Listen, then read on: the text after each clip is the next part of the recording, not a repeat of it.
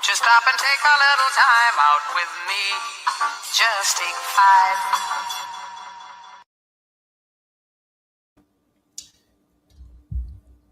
5. That's A5 Pod, man. You already know exactly what we do here. We got the best sport takes on the net, right? We got to get a little barbershop talk in. There's been a lot of happenings in the sport world, but we mainly cover basketball as well as football, all right, as we get into the postseason here. Uh, that's A5 Pod on all platforms: YouTube, Twitch, Facebook, Twitter, X, all of that, right? And also check out our episode with at Free Play Hoops, right? Ian and I got on there talking a little basketball, right? Some takes were better than others. You know which one of us had the better takes. Okay. Hey, how you feeling, man? What's up, twin? Hey, man, I'm feeling great. I'm trusting the process, You shouldn't do that. ready for the Eagles to disappoint me. But, other than that, I'm good. Type. Anywho, it's been rough. I'm not gonna lie to you. Nah, it's definitely been rough, and we're gonna get into why. I'm really not gonna waste any time. All right, I'm really not gonna waste any time. So it's been reported that the Hawks are looking to trade Trae Young. Okay, and I definitely want to, talk about some of the things that have been pushed onto us by the media, some of the narratives that have been had, some of the takes. So Trae Young, we know exactly, what type of player he is in the National Basketball Association. We're talking about a 5-time All-Star, All-NBA player, assist leader, 25 points per game since he's been into the league of 7 years, 27 years old, right? He's given the Hawks a lot, definitely giving the Hawks a lot, but it's no secret that the Hawks have not been a contending team in many years, to say the least, right? So it seems like the Hawks are looking to move into a new direction. I'll first pass it off to Ian, pause, just to see, just go ahead and tell us what your initial takes were when Shams, ESPN broke the news that they're looking to move on for Trae Young. Yeah, I mean, just like you, I was surprised as well. I was I was always in the belief that Trae Young wasn't gonna, take you there, but also I thought they would give him at least, this year. They have feel like this is the best team he's had in a while. They got like a real center with Porzingis. I know he hasn't played much, but when they're healthy, that's a pretty good, solid team. So, I thought they would have gave him, this last little half of the season just to see if he can, take him there. I understand it at the end of the day. You don't think you're really gonna go anywhere with your best player, so you gotta move him. You gotta shake something up.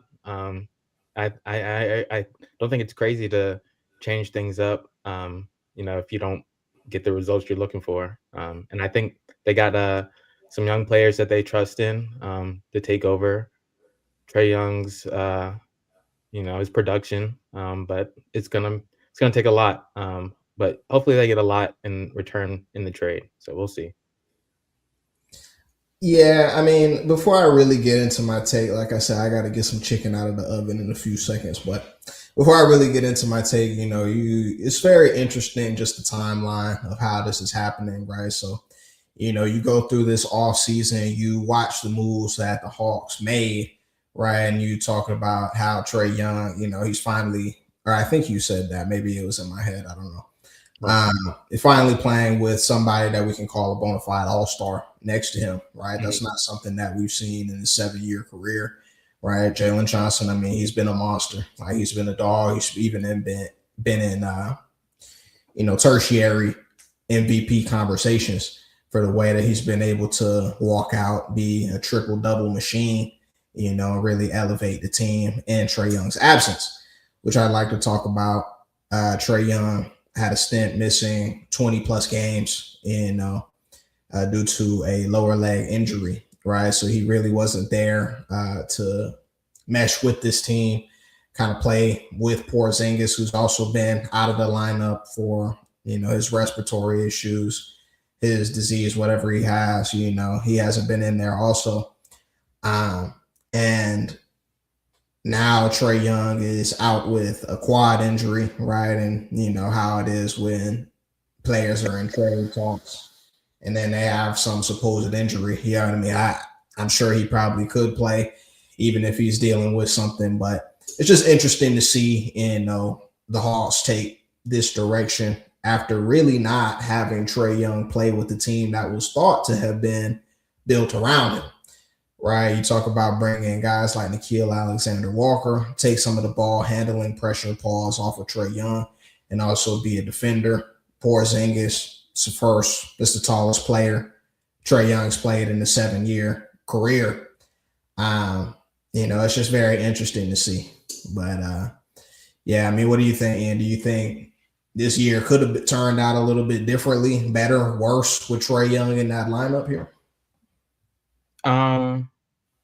You mean do I think they could have gotten better throughout Yeah. throughout the year? Yeah, I think they could have. I thought the ceiling was playoffs. Like you know, see what they could do. I feel like in the playoffs you get your foot in the door. It's anyone's series. You just have to play well. And they have a good team, so I thought it was definitely possible for them to sneak a series. You know, there's injuries all the time, so you know, you never know, especially if your team's healthy, which I thought they could have been at the end of the year. So it's definitely weird to see that they gave up on him. Maybe it's Trae Young and his camp wanting to get this out of the way because they know it's inevitable. But because I don't see why the Hawks would do it. It just doesn't make sense. I feel like without Trae Young, their season's pretty much over as well. Well, let me explain that to you, and thank you. I had to get that out of the oven really quick. So, of course, as a fan of the Hawks, and especially a fan of Trae Young's, you don't understand it, right? But it honestly took me looking into the books to really figure out where this is stemming from. Now, the problem with this end is that we're getting into my take now. The media has brainwashed us all into thinking that Trae Young is this negative player that they just can't have no choice but to get rid of because of the ascension of Jalen Johnson, right? We've bashed Trae Young for his defense. We've, you know, questioned his ability, his leadership ability. You know what I mean? Like we've questioned his efficiency shooting from the field. We've done all these different things. Honestly, I mean, slandering his name as an NBA basketball player in order to make sense of a trade like this for the common fellow, right? Yeah, But I'm it's here to reminding me of tell the you Luka stuff. what now. It's reminding me of the Luka trade and how they It, were talking down on him and his defense. it pretty much like they attempt to assassinate you as a player, right, to justify what's going on here. Now, a couple things, Ian. First and foremost, before I get into the books, understand that if the Hawks franchise believed that Trae Young was the guy that's going to take them there, they would have paid the money that he was due, right? Wouldn't you agree with that? Yeah, I mean, yeah. Okay. Now, as a fan, I believe he's worth every penny. We've seen guys get paid for doing far less. Okay. That's my opinion, but that's not everybody's opinion. So I understand it. Now, the problem is he's due for 49 million next season, right? If he were to opt in to his veteran extension, his player option that he has as part of his contract, right? So the way the Hawks are looking at this is that if Trae Young were to opt into that, he's due a lot of money, right? First and foremost, that's going to be tough salary wise as you try and build a team going forward, right? Or he has the option to say, okay, I mean, these guys, you know, they haven't built around me in my 7-year career. They're letting me shoulder all the blame for this team not being successful. I'm going to opt out of this, right? Become an unrestricted free agent, okay, and then leave you guys with absolutely nothing. Right. I mean, yeah, I think that's probably what he's thinking. Like he's gonna see or let them see how bad they are without him. I think that's probably best for him. Like I said, I never thought he would take them there. Yeah, well, he has taken them there. But anywho, anyway, now, excuse me. But we're getting delusional. No. I'm explaining the context, right? I'm setting you free. So, with this being said, right, now the Hawks as a franchise have all the leverage on Trae Young. Pause. Right? So, what they're going to attempt to do is trade him for expiring contracts that they can quickly get off their books so that they can go after either a star or some more filler pieces and essentially build a team, right? They believe that's going to be able to go somewhere. Okay. Now, this brings me to my take here. One, it's not right to do this for a guy that's led your franchise through thick and thin. I mean, Hawks fans are very fickle. He's shouldered the brunt of all the media scrutiny that surrounds the Hawks. Okay. This is a no-nonsense guy. We don't see him throwing hand grenades like John Morant, getting into gunfights, having several baby mamas. He's done nothing but give to the city of Atlanta through charitable efforts, appearances, and what have you. All right. This is a no-nonsense individual. Okay. And he gives you the numbers. I stand by the fact that he's one of the best offensive players in the league, right? When Trae Young is healthy and whole, right, he's going to be able to give you 25 plus a night and 10 plus a night. There are not many players in the league that can do the same, right? Now, we understand the defensive struggles. We understand the defensive issues. But as we've seen, if you are a Hawks fan, as we've seen, it doesn't matter if he's on or off the court. The other team, for whatever reason, is able to score in bunches. Okay. Now, the reason, in my opinion, that you go ahead and you bite the bullet. You bite the bullet and pay this man what he's owed, right? Besides the reasons that I describe of his individual talent, we still have the Pelicans pick, Ian. We have a Pelicans unprotected first round pick for 2026. Now, Ian, I know you and I, we don't watch the college game, as much as maybe other people do. But we both know that there are guys, real guys. There's definitely some guys. There's definitely some guys. You know what I'm saying? You can change some game changers for sure. Definitely some game changers. Right now, I just looked at a mock draft, just a mock. It's very early for this. We could get Boozer. He's a guy. He's a guy. You understand what I'm saying? He's a real guy. Well, maybe they're thinking that's a guy you got to pay in the future, and they don't want to, risk that. But there's future, and then there's future. We're talking 5 years down the line at this point. I mean, right. So again, like if the Hawks make this move here by the deadline, we're not going to be a serious contending team unless A, Giannis wants to put on for the A, right? Or B, I don't know, like you build around Jalen Johnson. Like you're not, bottom line, you're not going to be a team. I don't think that second option is that bad though. Like I think Jalen Johnson is a great player. He's the second most triple doubles in the league behind Jokic. Like that's a pretty good, stat, especially as a young player. Like you can do everything and you can play defense. I'd never talk down on Jalen Johnson. We knew Jalen Johnson was Jalen Johnson before you knew Jalen Johnson was Jalen Johnson. Okay. You know what I'm saying? We were begging for this man to get more minutes very early into his NBA career. We knew that he was capable of great things, maybe not to this level, but we knew he was very, very capable of being a guy. That's fine. He's still an unproven guy, though, right? So we'll have to see if that translates into, first of all, victories.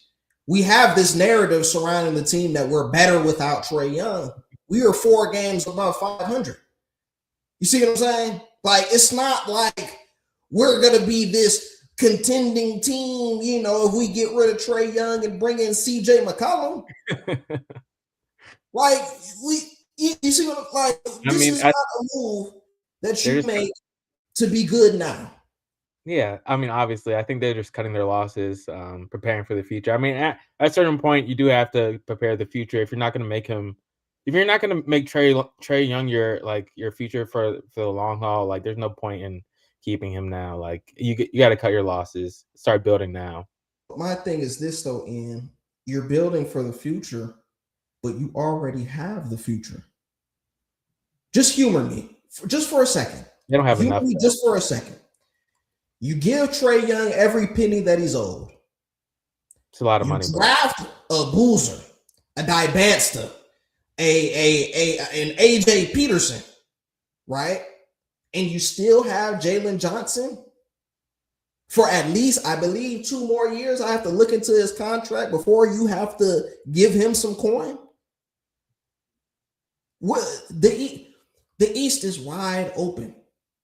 The East is wide open. It's not, nothing's changing until it changes, right? Maybe the Hawks don't believe that they're a contender this year. Maybe they're looking at it as the West is too good, or the top teams in the East are too good. Maybe they just believe they don't have enough. I just rebuke this notion though, because again, Trae Young he's played 15% of the season. Okay, but your defense is obviously showed that you can't compete with. You can bring in guys. And how do you do that, Ian? There's a glaring mistake that the Hawks made 2 years ago under the tutelage of Landry Fields. His name is Riesesheim. He's got to go. He's got to go. I mean,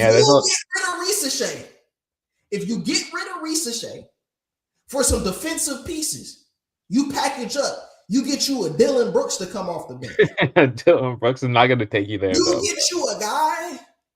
We're fine. We have the future. Like, Trae Young is 27. He's not going to get worse. Nah, they had to cut their losses, bro. They saw no future, bro. They are, but I don't understand it. I feel like there are more options to be had, and we'll see if they go through with it. But again, if you're a Hawks fan, this is what I'll leave you with, though.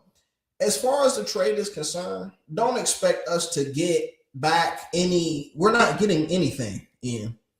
We're only looking for expiring contracts that we can get off of our books to fill the team out with somebody. I don't know.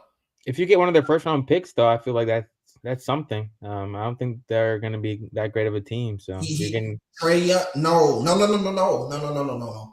Trae is not going to he's not going to get you a first round pick at this time. That's already been disclosed. That's not happening. You don't know. I mean, obviously, if they're dealing him, well, actually, I don't know. I guess he wants to go there, so it's not like they got to really.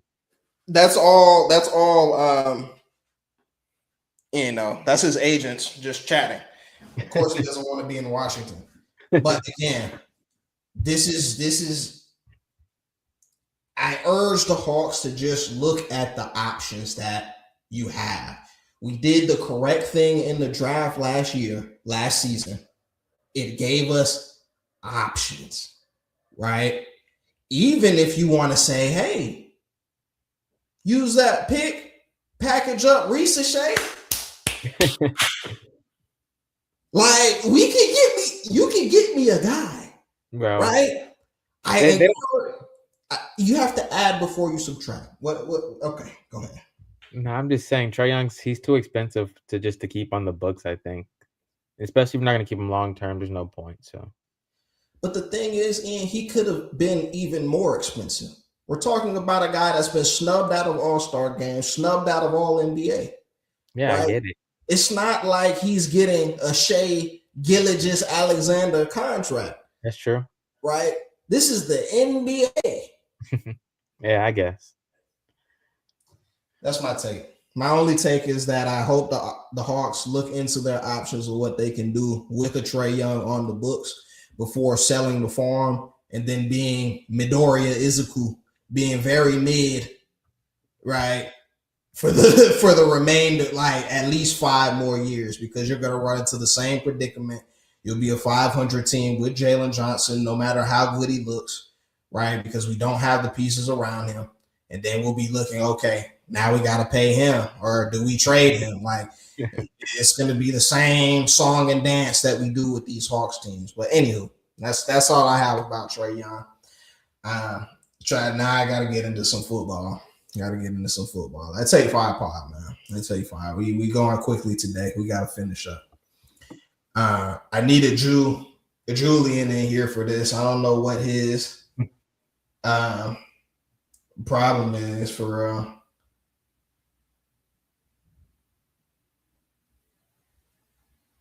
Let me see.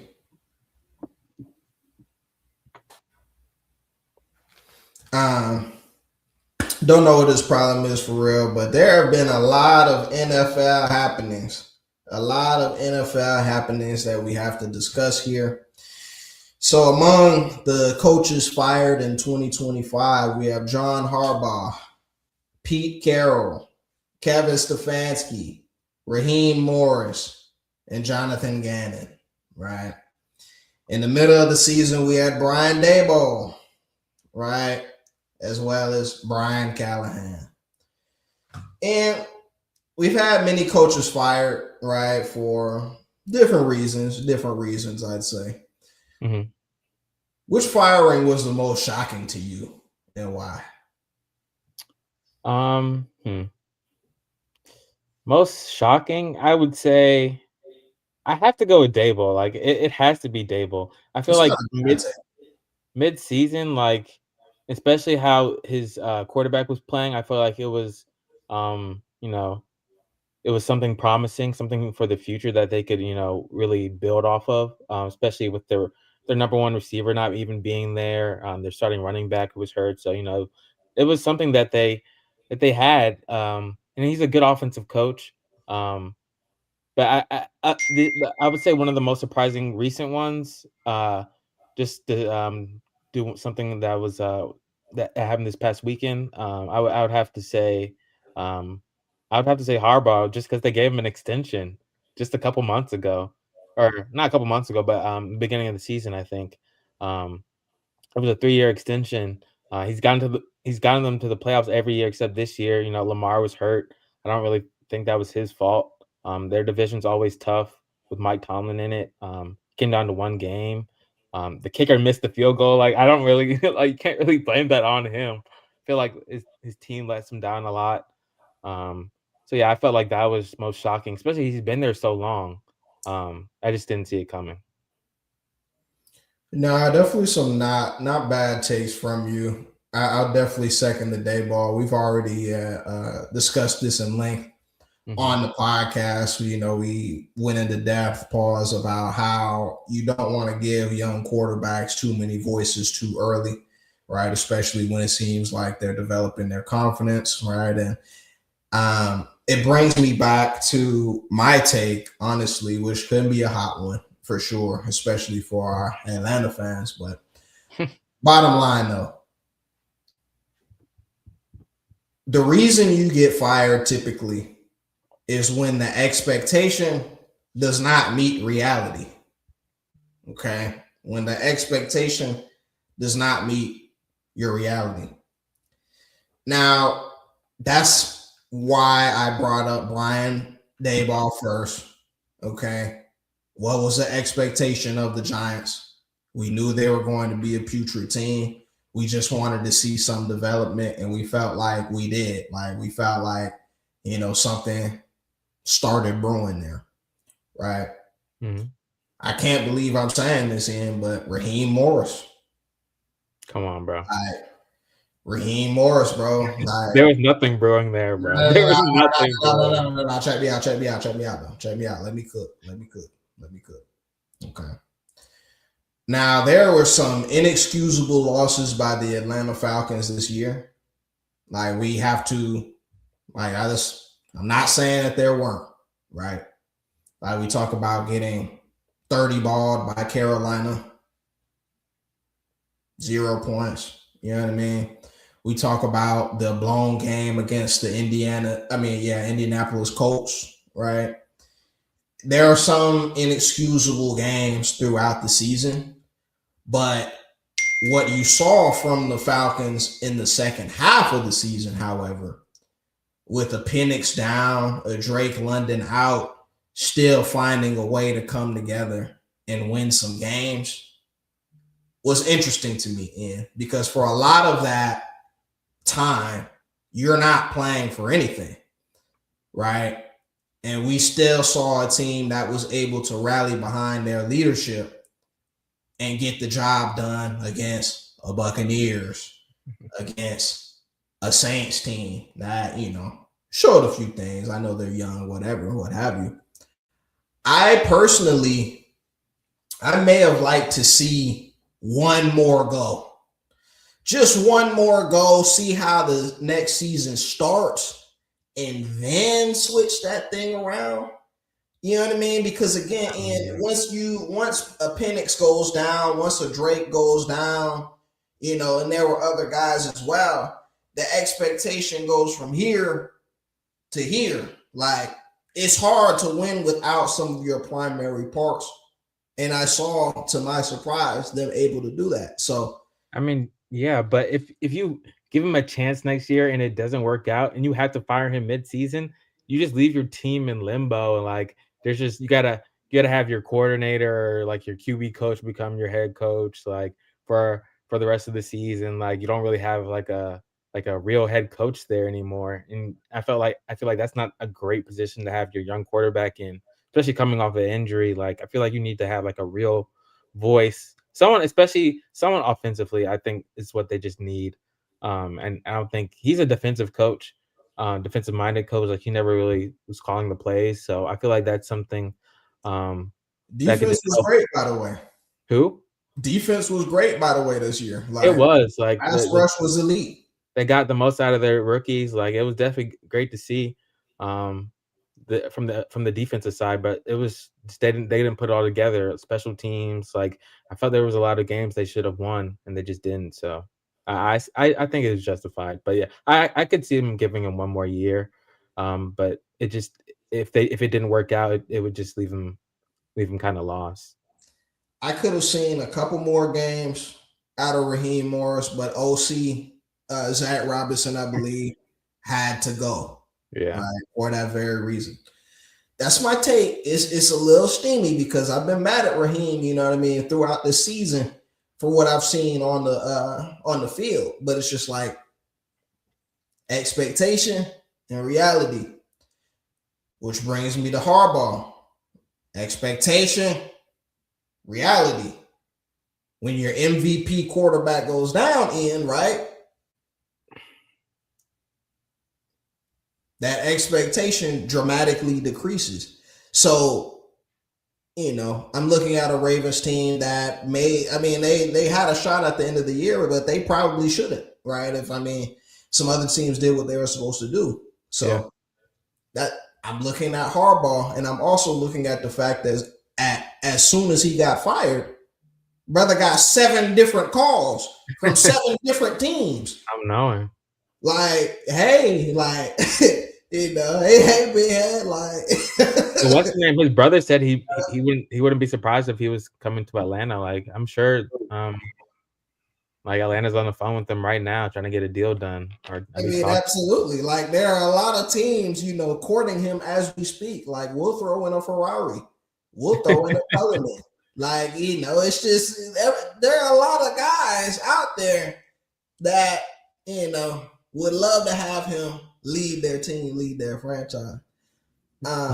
Julian was telling me he would not like to see Harbaugh though in Atlanta. Yeah, which brings us to Julian right on time as we end this podcast here. So, Julian, the question first and foremost was, out of the coaches that have been fired in the NFL, Stefanski, Daboll, Raheem, Harbaugh, you know what I mean?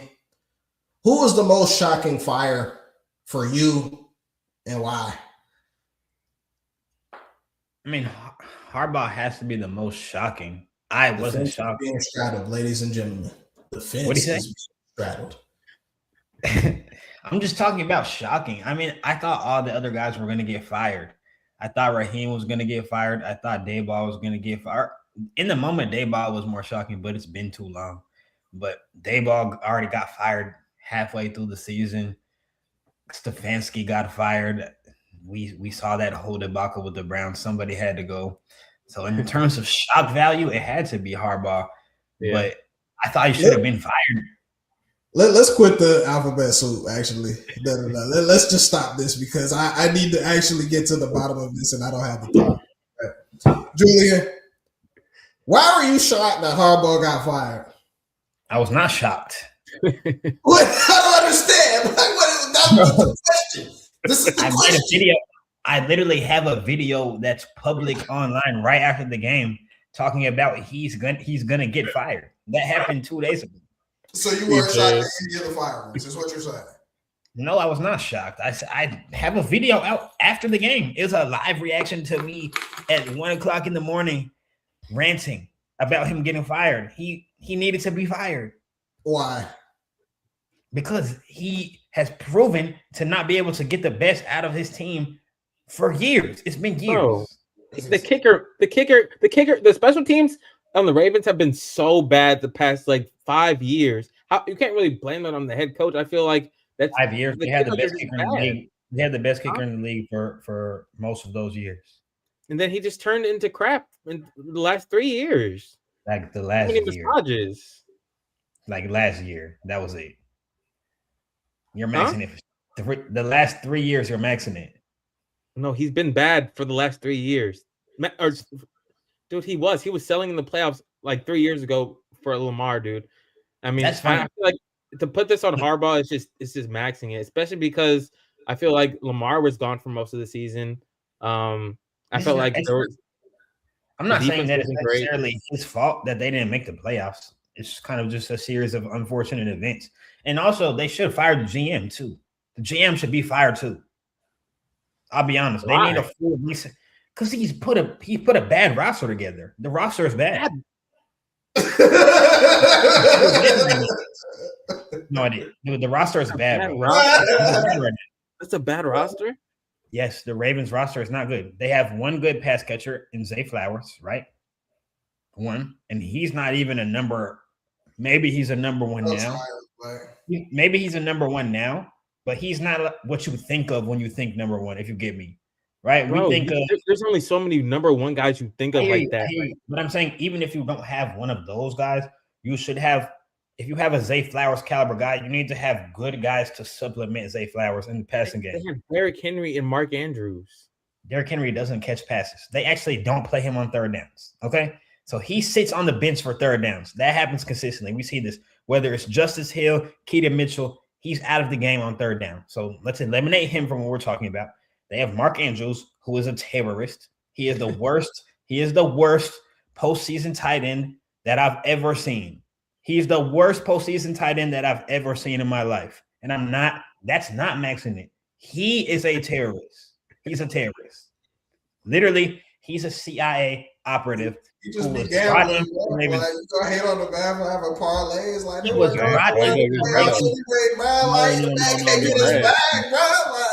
He is from the CIA. He's from the CIA.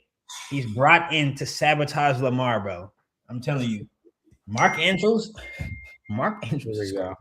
Anyways, bro, there's too much evidence to point to something.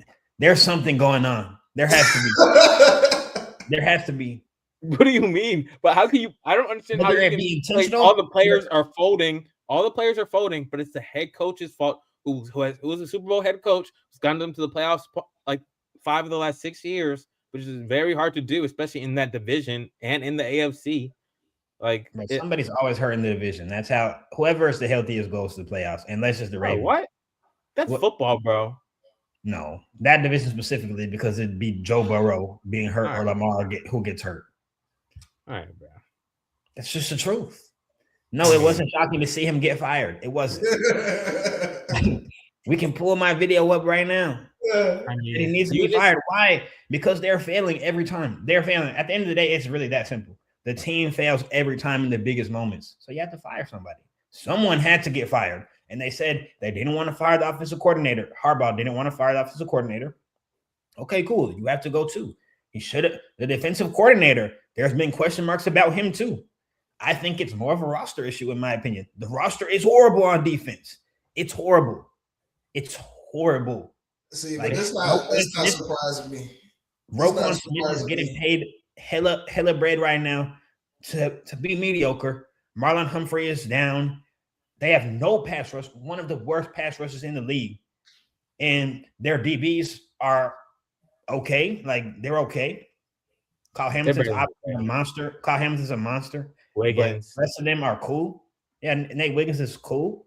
He's Cool. Yes. Hey, Julian maxing it. Julian maxing it, bro. Kyle Hamilton is the best safety in the league, by the way. Okay, Kyle Hamilton is a monster. I agree. The rest of them are cool. If cool. Some of them are not cool. Some of them are bad. Julian definitely would have you think Lamar be playing with plumbers and fire them. The roster is bad, bro. The offensive line Bad is horrible. Bad is maxing it. No. But to me, though, like, Julian's take reminds me of him asking Doc Rivers to make jump shots for Kawhi in Game 7. Like, at some point, like, you just have to execute. Like, dude with the cap on the sideline ain't gonna execute for you. I'm not necessarily saying that it's all his fault. You haven't heard me say that it's all his fault. Someone just has to take the fall. John Harbaugh is not getting it done enough for them to execute in those moments, like you're saying. It's been everyone involved. Everyone's failing. Lamar has failed. Derrick Henry has failed. Coordinators have failed. Everyone has failed. The kicker just failed as a rookie.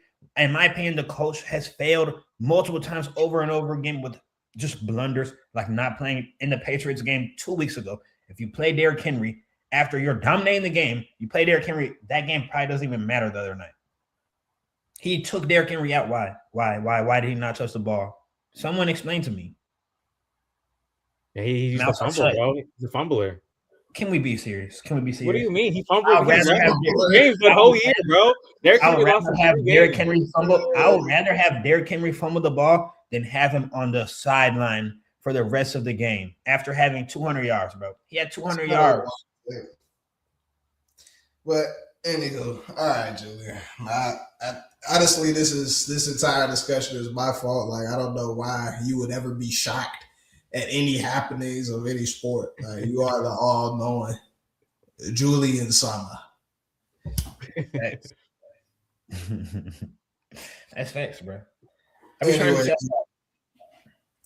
Ju, so you got anything to say about this, man, before I close out? About who? Raheem? Oh, Trey? My fault. I mean, I think it's time for them to look. I'm not necessarily in favor of them moving Trey if they could acknowledge that they need to get someone better than him to win, right? I don't know what's necessarily going on between Trey and the franchise. It's confusing to me, honestly. Like, I feel like not enough information has come out to really know why this is happening. So I don't necessarily get it. But I mean, it seems like it's too far gone, you know? It seems like they're going to have to move on and part ways, which is disappointing because Trey is cool for the city. I enjoy watching Trey.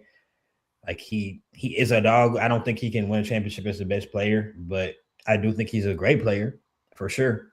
So it's tough to see the Hawks lose him. And if from what I was looking at in the chat, I was just looking at that when I pulled up here.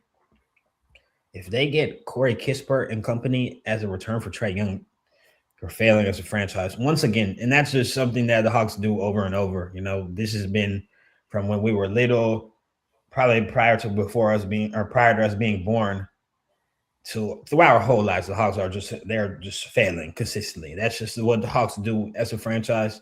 So it's not necessarily surprising. Like, can we really be surprised by what's happening with the Hawks right now? No. At least Jalen Johnson's tough. That's one glimmer of hope in the franchise. But this is a failure. It's a failure to have a guy as good as Trey for it to have never gone further than the conference championship. Like, that was what, his year 3 or 2? Yeah, it was like Like 21, that was I early, believe. Uh, and we were. That was 2021 I believe so, wasn't it? or Or two, not? Maybe it was. It was 21. maybe two, maybe 22. Yeah. Yeah, something like that. Now, Julian, you bring up something interesting that I didn't really discuss, and I mentioned to Ian that Trey Young has also been the ultimate professional. Like he's not a guy that's been involved with any extracurricular activities that we can think of. He's not throwing hand grenades after making a jump shot. He had a technical foul issue, but I mean, we know how NBA refs can be. Who doesn't complain to the ref? Julian, the reason that he's being traded, that the only really reason that you could drum up is the fact that he's due for $49 million. He has that player option in his contract, right? But if you're not going to pay him, does that not mean that you don't believe he's going to lead your franchise to the promised land, right? Is that not what you're saying? As a team, as a squad, you're saying you're not going to be you're not our guy. Like you're not worth it. So, Like it is. I mean, Ian and I agree with that also. So it's just like if you say that to a player, especially one, I mean, you said Trey is great. We all think he's a great player. He has an ego about his game like anybody would. Like, I'd be a little bit more upset, like visibly upset. Like, we still see this guy sitting on the bench with this team, cheering them on, that sort of thing. Like, he's not throwing a tantrum as maybe another star would in this situation. Which I don't know if that, like, some could interpret that as him not caring. Like, trade me, don't, like, it's whatever. But the other side of it is, of course, you don't want to give the media another reason to be like, oh, yeah, this guy's not worth it to be on a team and whatnot. So, I mean, what do y'all think about that aspect of it? What would you do? I don't know. I'm shocked that he hasn't said more. Like most players would take to Twitter. I saw him say something. It was like, "Don't believe what you hear," something along those lines. But then it came out that he's getting traded, so I don't understand what we're hearing and what not to believe. It's a lot. But yeah, I'm surprised that he hasn't said more. Basketball players, most star players are divas, like you said. So I don't know. I'm confused. Maybe he's just over it. I feel like, he may have reached the point of being like, okay, trade me. It's cool. And y'all know I could talk Hawks basketball. My fault. And y'all know I could talk Hawks basketball a lot, but you also think about this past offseason. He was the one to reach out to Nickeil Alexander-Walker. You see what I'm saying? He was the one that Porzingis wanted to play with the most. Get the ball in spots he's never had, be a lob threat, that sort of thing. Like, we were building around this guy. Now it's, we don't think we want to pay him, even though he hasn't really played this year. But my fault, Ian. What were you saying? Oh, I was just going to say, I think he just understands it's a business. And that, I mean, I think what Julian said is right. He thinks it's over too. Like, I think he sees that both sides don't have the same look out in the future. So I guess he just wants to part ways now, get it over with. I think he still thinks he can, win with another team. So I think he just wants to show that. I just don't get why he wants to go to the Wizards. I mean, I think that's the only team that wants him. I personally think this is smoke and mirrors, though, Julian. Like, as far as I understand, I don't know what connection exists between him and Washington for him to even want something like that. I feel like his camp has just said, we're going to be outwardly cooperative in this, whatever this is, right? In fear that we're going to be looking bad in the media or looking ish. But I don't know. If I was him, I would try to come down here to Miami, honestly. I'll try to get down here, bro. Yeah, he needs to go to a winning culture, bro. Going to the Wizards is just, I feel like that's gonna hurt his career. Terrible. Yeah. And they're all young, bro. Those are all kids. It's all kids in Washington. I would rather see him come play here because like they'll have obviously they're not gonna have to move anyone of significance from what it seems like. So you would be able to keep Bam, you would be able to keep Ware. Like there's big enough guys and big enough wing defenders on the team to hide him, which is all he really needs because offensively, like y'all have spoken about, the guy is different. He is. So that would be serious. Like watching him in the pick and roll of Ware. Ware is crazy skilled, and Bam. I don't know. I would like to see that. So Very interesting, but of course we have to stay tuned. But as you know, when Shams reports something, you know, it's like okay, all right, there's some, you know, validity to these rumors, to these allegations.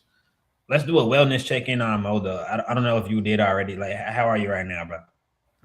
I mean, not good, to be completely real with you, because y'all have been on my line. My coworkers have been on my line. Like, we got 5 viewers on my line. Like, and it's just like, again, it's a business thing. I just, like, what I explained to Ian really quickly.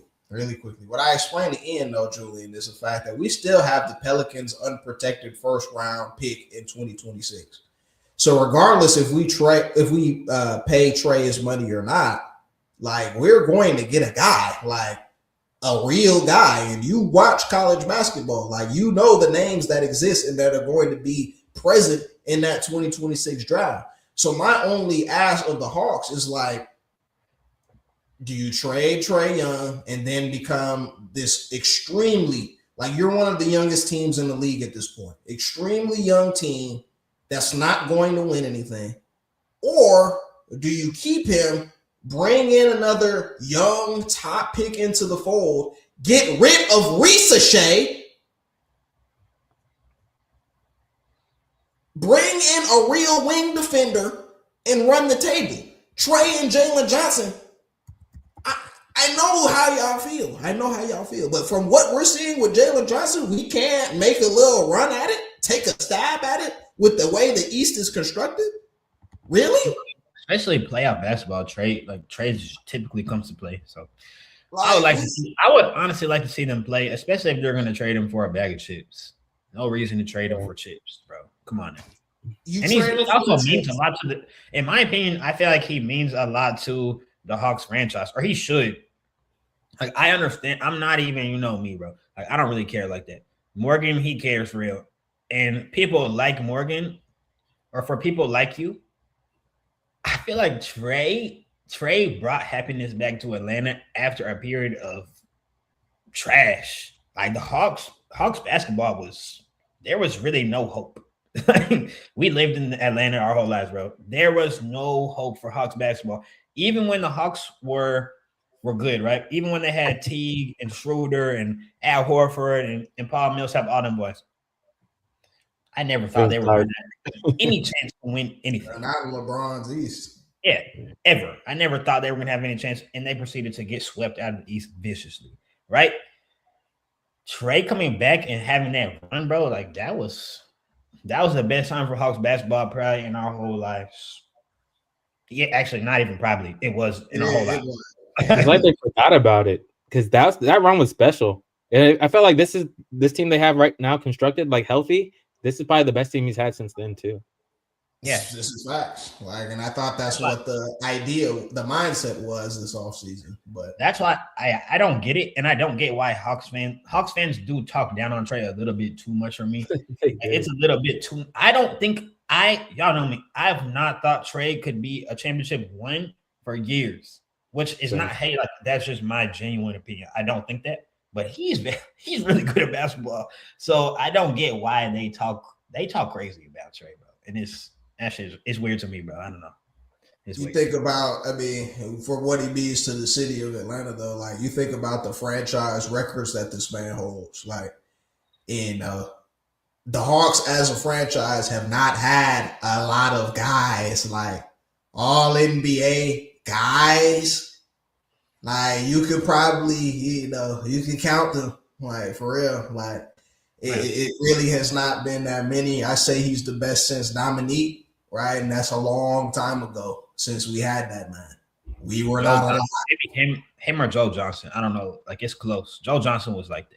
But I mean, Joe Johnson was tough, but again, like we talk about playoff success, that sort of thing. Like, you know, that we didn't even have a glimmer of that. So it's just like, again, it's really been a long time since we had a guy. But again, I will be. I'm sad now. I'm frustrated. I will be sad when he gets traded. But it's a business at the end of the day, I guess. So, well, it's the Hawks too. So, got to keep that in mind. But I'd say 5, man. I got to get up out of here. Yeah, I got any last remarks, last words? Did y'all mention what I said last week about the Canes going into Jerry's world? Yeah, so I'd say 5, man. We Facebook, right? YouTube, Twitch, X, Twitter, TikTok. We got some clips out, right? Again, check out our episode on at Free Play Hoops, right? If you get a chance as well, right? And we gonna see y'all boys next week. Y'all boys stay tuned for tomorrow evening for the Canes.